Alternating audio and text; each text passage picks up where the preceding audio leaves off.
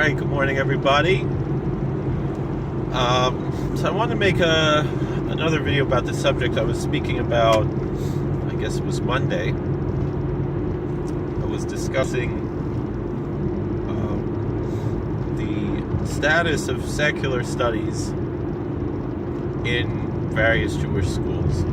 And in the other video, watch the other video, I discussed all different types of Jewish schools, both Orthodox and non-Orthodox, and also, of course, the great diversity that's within the Orthodox world. In general, Orthodox Judaism, as a quote-unquote movement, if we will use the parlance that the general pluralistic world uses, is the most quote-unquote diverse movement.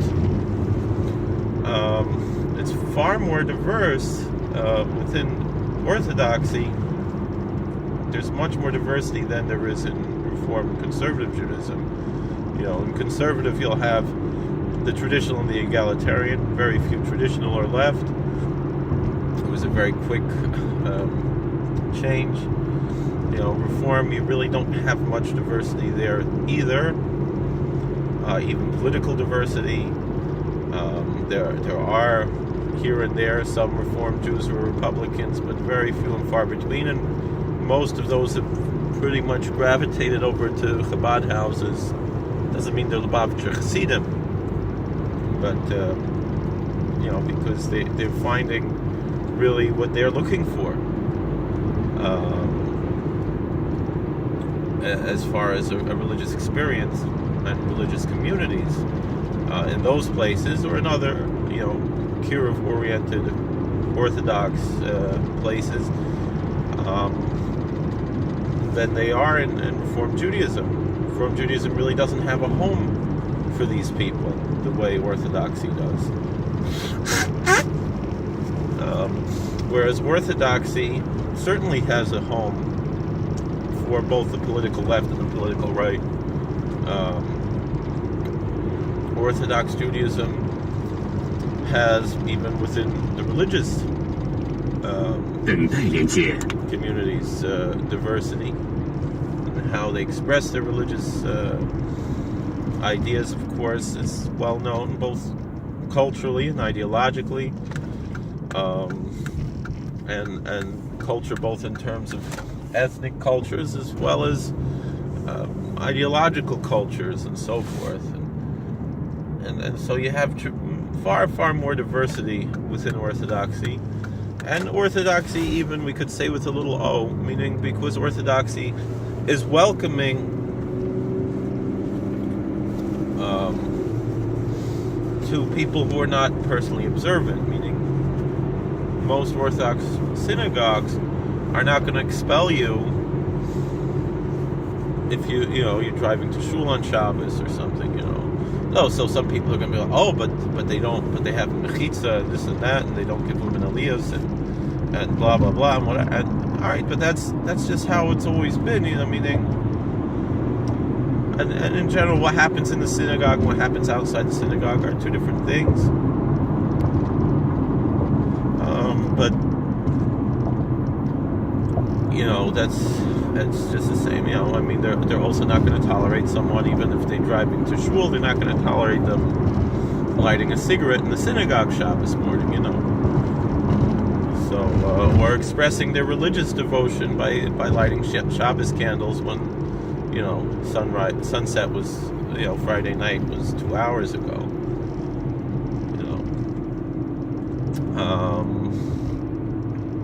Which is how the religious devotions may be expressed in other circles in Reform, especially.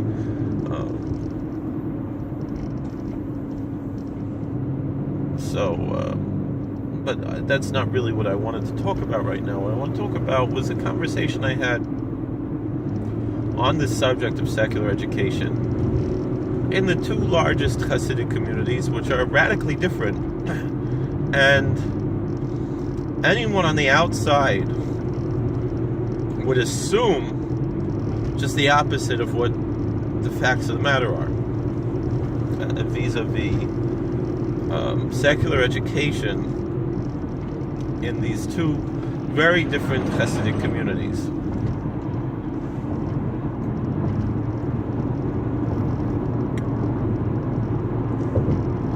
you find an interesting phenomenon in the Hasidic world. We can talk about as far as sociologically speaking. The newer Hasidic communities tend to be generally more conservative than the older communities. The older communities tend to be, at least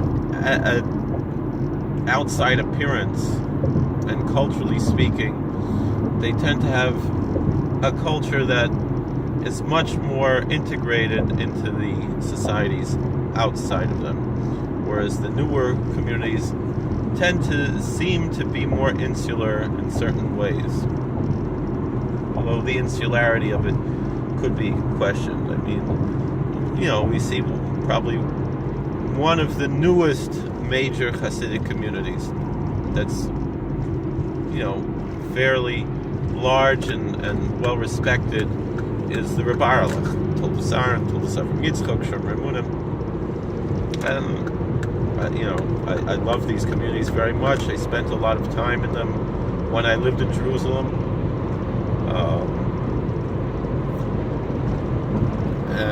But it's well known that these are the most insular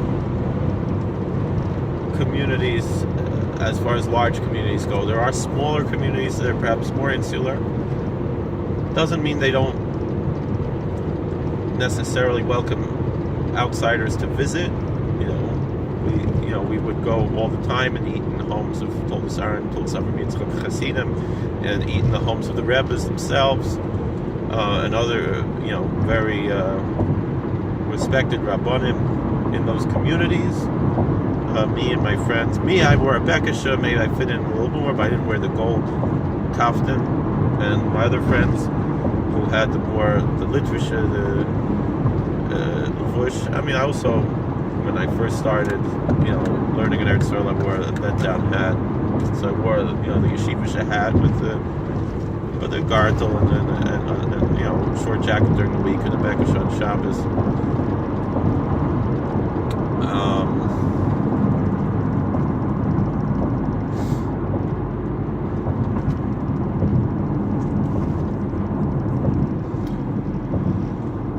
Now,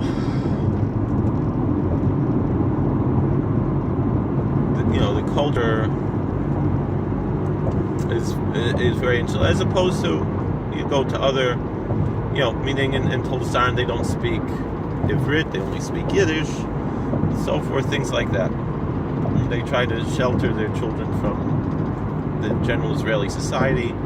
They're very openly anti-Zionist.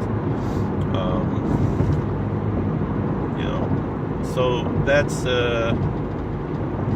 what you have, like in, and so here you have a very new Hasidic movement. It's, started in the 20th century, and it's very old-fashioned, Yerushalmi, old-fashioned type of approach. On the other hand, so then you'll have Karl and Stalin, one of the oldest Hasidic movements.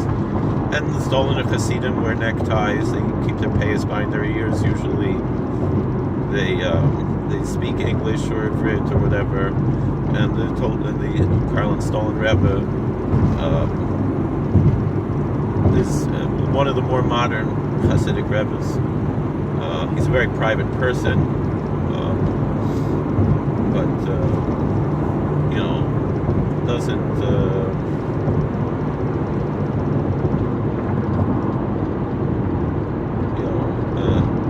For example, I hear now, when it comes to technology, he's very pragmatic and so forth. And of course, again, one of the oldest Hasidic communities is Chabad, Lubavitch. Also, they speak English. They don't wear shtreimel even in Stolen. Also, a lot of people don't wear shtreimel. Even in Stolen, a lot of people don't even have beards. And Chabad, they make a big deal with the beard. But on the other hand, both of these groups, their devotion to their Rebbes are almost idolatrous. I don't mean that in a negative way necessarily. I know it's a very negative connotation there, but sometimes it reaches a cult level. The only difference is that, in Stolin, they're not looking to make new Hasidim. So even if you send your child to learn in the Stolin or yeshiva, they're not really looking to make him to a Stolin or Chassid. Chabad, they want everyone to be Chabad Hasidim. But we'll put that aside for now. But when you look at the two largest Hasidic groups in America are Chabad and Satmar, and they're radically different in just about every way possible. In Satmar, there's a tremendous emphasis on speaking Yiddish, tremendous emphasis on Levush, to wear shtreimel. There are variations within how the community dress. What type of hat they wear on the weekdays, and what type of jacket, whether they wear white socks on Shabbos or long pants, whether they even wear black socks during the week or long pants and so forth. A lot of people who wear, white socks on Shabbos wear long pants during the week and so forth. So you have these differences in the Hasidic community, and pretty much separated from society, although a lot of them are in business, so they have to be in the world but not of the world. Now, Satmar is a newer Hasidic group. Let's look into the spirituality of Satmar. Satmar is pretty much just standard issue Judaism. There is not tremendous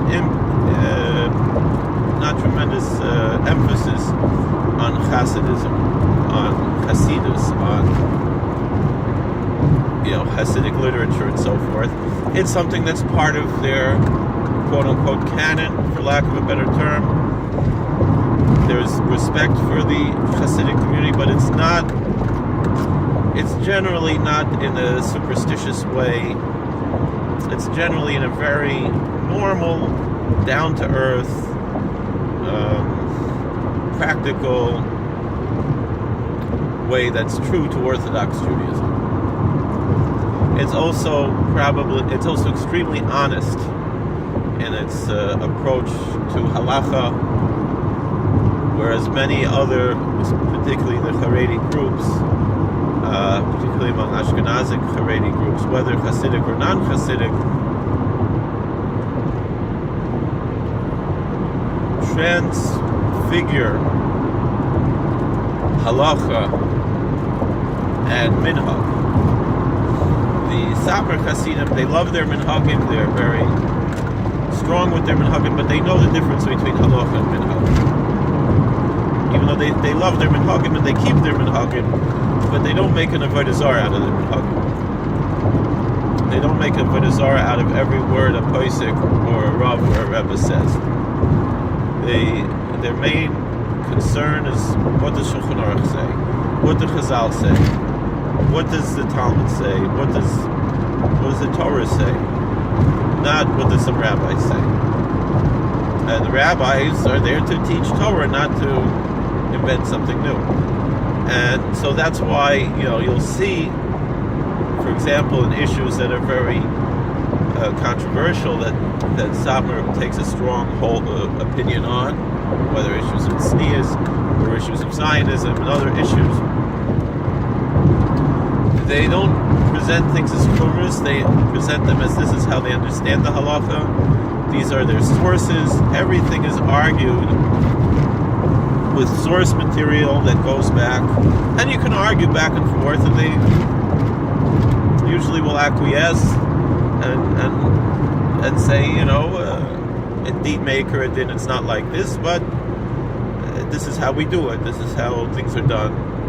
But they recognize the difference between politics and religion and so forth.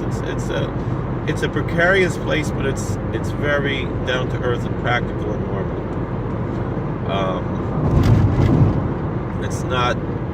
It's not filled with all the superstition and so forth. Even though there isn't this fear of Kabbalah or replacing Kabbalah with Hasidus, and there isn't this insistence that everybody has to do everything the same way. I mean, it's not like everyone has to sing the same songs and things like that. It's you could do things a little differently, and not everybody has to be exactly the same. Even though in most things people are pretty much exactly the same, but it's not in the sense of the way it is in other Hasidic groups. Meaning, if you go to Chabad, if you sing a song, it's not a Chabad nigun. You're chutz l'machane. You're almost excommunicated. You want to sing Karibon or Kol Mekadesh Shvi or Yoitzris or something. What do you do? Hasidim we don't sing Smiras. I don't really want to talk about Chabad right now, which is fine. I don't forgive them that they have their way. I'm just pointing out the difference between the two.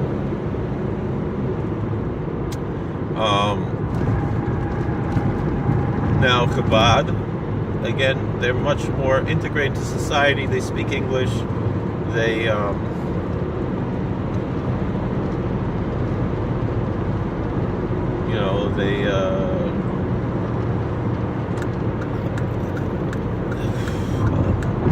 they dress in a much more modern way. They don't wear the shtreimel. They don't have long payas. The beard, though, they make a big deal out of. On Shabbos, the married men wear a kapata, not a bekasha, which is Litvish style. The hat they wear is Litvish style, the fedora.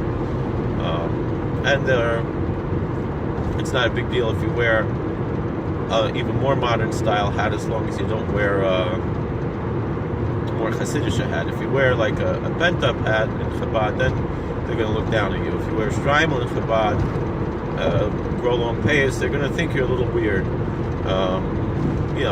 They might still accept you, particularly if you grew up like that, but if you didn't grow up like that and you put on this levush, they're going to be very uncomfortable. If you're a Lubavitcher Chassid, and there are, even though there are people who do that, but it's they're few and far between, whatever, Chabad, even though they're officially anti-Zionist, they try to pretend that they're not, because it's bad PR. And the Lubavitcher Rebbe himself was a college graduate and someone who's very educated in the secular world. Now,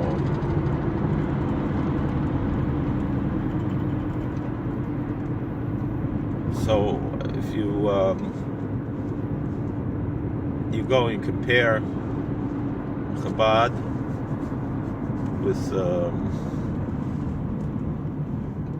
with these other groups,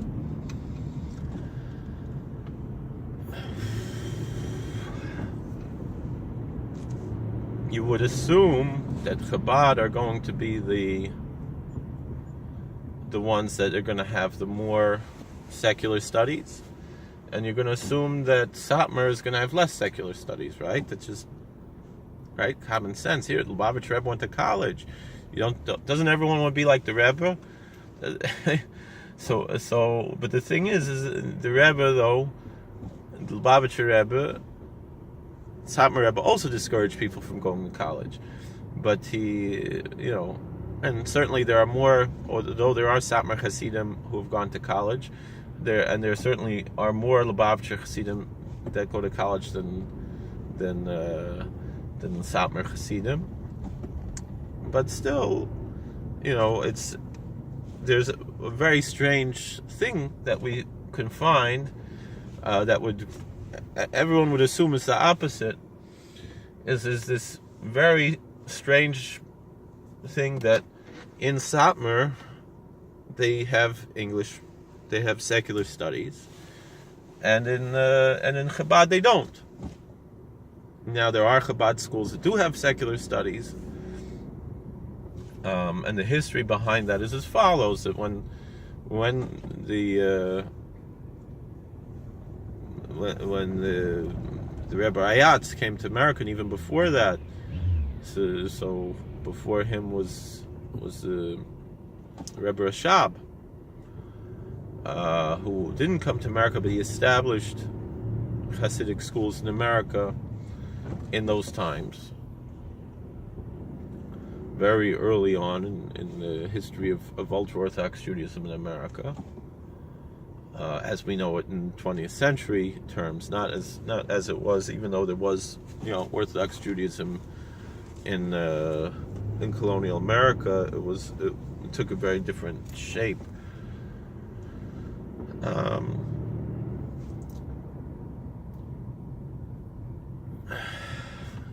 So when in those days you couldn't imagine to establish a yeshiva that didn't have secular studies. It just was unheard of. And if you did, you'd have no clients, you'd have no students.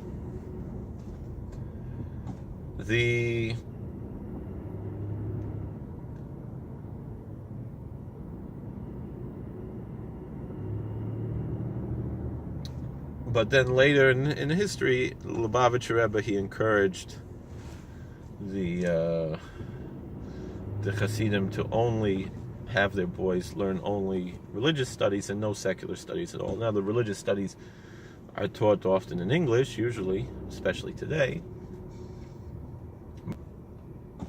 You have such a thing in Chabad, where someone will go their whole elementary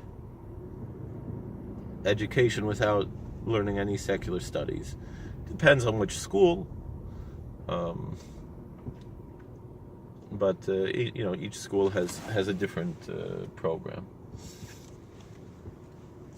I've taught both in Chabad, for Chabad Hasidim, and in Satmar, and of course the Chabad school where I taught also had English. It's in Monsey, but in Crown Heights you do have schools that are purely learning, and they're mostly learning Hasidic literature. They spend a tremendous amount of time, most people would say an inordinate amount of time focusing on Hasidic literature, whereas if you go anywhere else, Bells, Bob, anyway, they learn a little bit, maybe once a week, a little shtickle Hasidic Torah, and maybe hear some nice stories, but you don't have sitting and studying, Maimarim and things like that for hours and hours, the way they have in Chabad. And, you can ask yourself if that's healthy or not, and everybody, it's a free country, you can do what you want. I don't forgive the Chabad that they have a different mahalach than the rest of Klal Yisrael, but it'd be the same thing if you're sitting and studying Musar for hours and hours. It's also kind of strange. But to have a little bit every day or once a week or something is nice. It's chizik, So, that's what gives you that recharges your batteries for the rest of the week when you're learning Gemara, Halach, and whatever. But anyway, that's beside the point. But it's an interesting thing that I told Chabad Hasidim that in Baba, for example, I don't know today, but at one time you could get a regent's diploma in Babov, and they couldn't believe it. They were like, "Are you serious in Babov?" Because in Chabad there's no English at all, even in elementary school, and many of the yeshivas, and they just assume that's how all the Hasidim do it. Now, Satmar Rav, and so I was talking to the Lubavitcher Chassid, a very nice person, a good friend of mine. We were sitting and talking Shabbos about this in shul, and the difference. Like I discussed how incredibly affordable is the tuition in Satmar, and how I just don't understand how it is that other Orthodox schools don't somehow learn the lesson from Satmar how to lower tuitions. Because you look I mentioned, every year they come out with the numbers of students in yeshivas, and it's, Brooklyn only gained about 50 students this year, which means a lot got lost.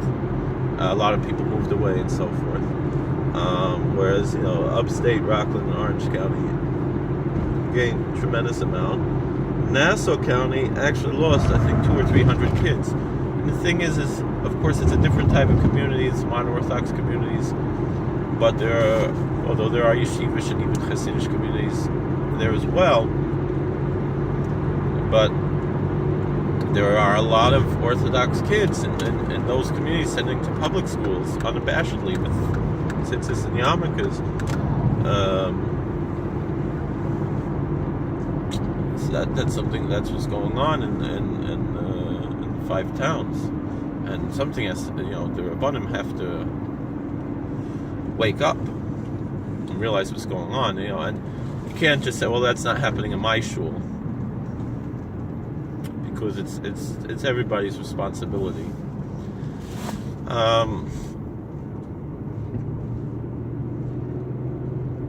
Although the argument could be made that today Orthodoxy is much stronger, and you could, if you can come out of a secular college being frum, you could come out of public school being frum. But it's not that easy to say. Now,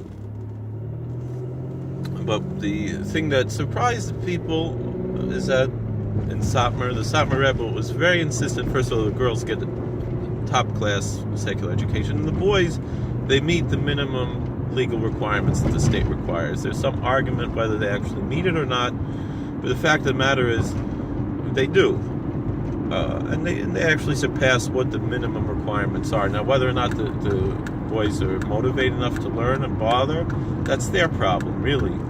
And it's, the parents should try to have influence on the kids as well. But there's no requirement in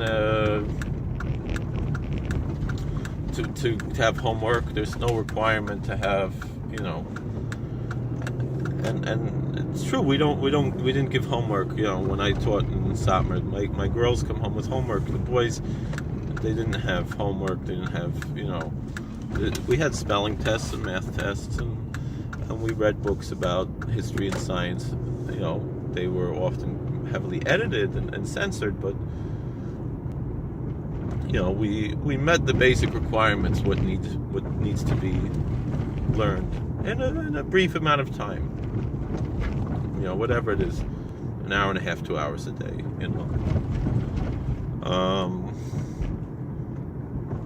But the Satmar Rebbe was very insistent that everybody has to have English. His feeling was that if you didn't have Parnassa in America, you're going to go off the derech. And so he was very insistent that people should have the basic education that's required for the express purpose of making a living. The Satmar Rebbe encouraged people, usually, instead of working for other people, to open their own businesses. There's even somewhat of a theological idea behind that, to say that if you're working for someone else, then God's blessing has to filter through your boss. But if you're working for yourself, then you're you're directly, your blessing is direct, you know.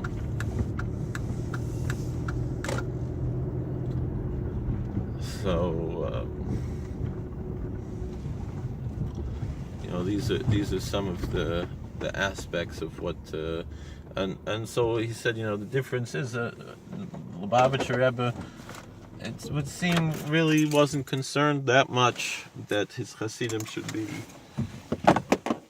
make a living. His concern was that they should be Hasidim, whereas the Satmar Rebbe felt that it's impossible in America to be a good Chassid if you're not if you're going to drop the whole Yiddishkeit because you can't put food on the table. So a lot of people are surprised at it. Of course, we know, you know, they don't have the secular education past a certain point, but they do for the grades, and those are the grades that are receiving whatever government benefits or whatever. I mean, the older grades don't receive anything. They do meet the minimum requirements, and you know, and a lot of people have been spreading lies, but I know, I taught in Satmar, I know what goes on.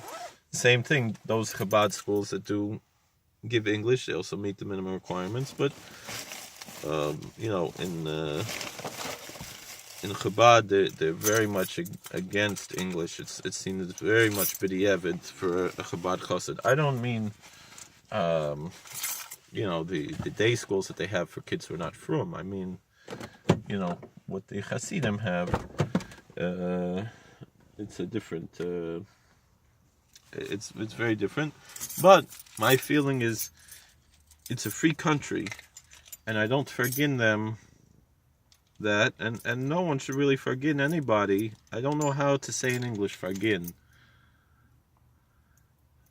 Meaning, my issue with all of these groups, the Yafed and everything, they're trying to fundamentally transform the yeshiva systems, is basic libertarian ideology that, you know, people are free to make their own decisions as adults, how to educate their children, what to shelter them from, what to protect them from. And if, let's say there's a parent who, so this Lubavitcher Chassid I was talking to, he said his son goes to yeshiva, doesn't have any English, but he has a tutor after school. So if there are parents who send their kids to a Hamish Hasidic school where they feel that the English is subpar, well, you have a few choices. You can send your kids to a different school. Like we mentioned, there are Hasidic schools that offer more English. Wien and Babov, Spinka, you know, you have that choice. Well, but I'm a Belzer Chassid, Division Chassid, I can't do that. It's not true. They're not going to tell your husband he can't daven the Besmedrash just because he's going to send to that yeshiva instead of this one. There are plenty of Satmar Chassidim, they want their kids to go to a smaller school where they get more attention, they're willing to pay a little bit more, so they send them to Krasna, or they send them to Wien or Spinka or something else, for a myriad of reasons, not just the secular education. There are many other reasons why they might want to send to a different school, Pupa, this and that, you know. So, you know, people, they should be aware of these things, they should be cognizant, and so what can you do? You want more English, and you don't want to send to different schools, so you get a tutor after school. You can't afford it yourself, find a few other parents who have the same feelings, and you have a tutor after school. Or, you know, if you have internet, there's Malamed Academy. It's a good program, a homeschooling program online that's from Lakewood. And they have both Limudei Kodesh and Limudei Chol. And, you know, you can pick which track you want or do both. If you live in certain states, you could also do K-12 online. Of course, in New York, that's not free, but you want to pay for something like that. You know, you have options. I mean, you're saving a lot of money sending your kids to a Hasidic school. You know, meaning if you want to have more English, so then the tuition rates are going to go up. So You might as well just, instead of bothering for the parents who don't want this, let's say some of the Rebbe's kids, they want their kids only to speak Yiddish. The Satmar Rav, though, he would tell people, if you don't want to have English, you should send your kids to a different school. But you have these options. Although I think it would be wise in a lot of these other Hasidic communities to create a two-track system, whether it might be in the same school, but to develop programs for the parents.